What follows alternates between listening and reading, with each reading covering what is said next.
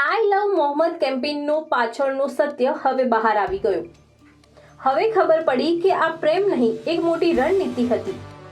अब मैं बता रहा हूँ, आप पॉलिटिक्स की थोड़ी सी आप बोल रहे हैं ना, जैसा नेपाल में हुआ ना वैसा हिंदुस्तान में भी हो जाएगा। नेता लोग को दौड़ा दौड़ा के मारेंगे।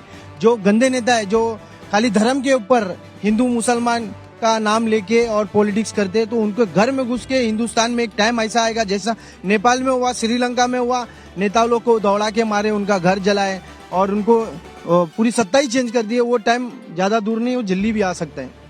શું હવે સાબિત નથી થઈ ગયું કે આઈ લવ મોહમ્મદ જેવી ઝુંબેશોનો હેતુ હિન્દુસ્તાનમાં અસંતોષ અને અશાંતિ ફેલાવવાનો છે? આઈ લવ મોહમ્મદ કેમ્પેઇનનું પાછળનું સત્ય હવે બહાર આવી ગયું। હવે ખબર પડી કે આ પ્રેમ નહીં એક મોટી રણनीति હતી। अब मैं बता रहा हूँ, आप पॉलिटिक्स की थोड़ी सी आप बोल रहे हैं ना, जैसा नेपाल में हुआ ना वैसा हिंदुस्तान में भी हो जाएगा। नेता लोग को दौड़ा दौड़ा के मारेंगे।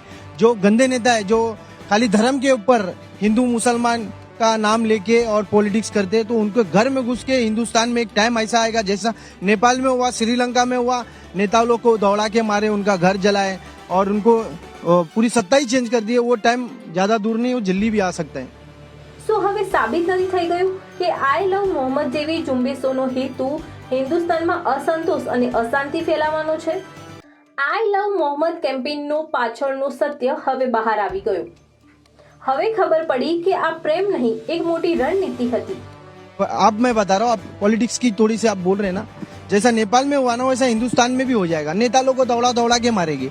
जो गंदे नेता है जो खाली धर्म के ऊपर हिंदू मुसलमान का नाम लेके और पॉलिटिक्स करते हैं, तो उनको घर में घुस के हिंदुस्तान में एक टाइम ऐसा आएगा जैसा नेपाल में हुआ, श्रीलंका में हुआ, नेताओं लोग को दौड़ा के मारे, उनका घर जलाए और उनको पूरी सत्ता ही चेंज कर दी। वो टाइम ज्यादा दूर नहीं, वो जल्दी भी आ सकता है।